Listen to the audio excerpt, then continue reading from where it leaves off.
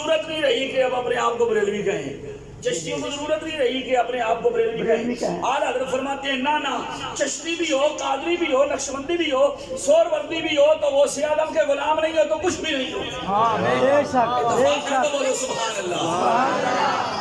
عشق محبت عشق محبت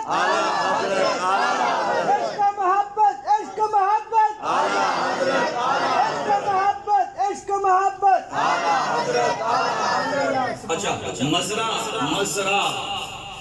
مزرہ کھیتی کو کہتے ہیں، اور دوسرے یہ مزرہ ہے، مزرہ لفظ ہے یہ پہلے مصرے میں عربی کا، اور دوسرے مصرے میں یہ کیا کمال اعلیٰ حضرت کی دسترس ہے۔ فرماتے ہیں مزرائے چشت بخارا عراق و اجمیر، یہ مزرہ ہویا نا عربی نہ لفظ، اگلا لفظ کشت استعمال کیا، کشت فارسی میں لفظ ہے۔ اعلیٰ حضرت فرماتے ہیں کون سی کشت پہ برسا نہیں جھالا تیرا۔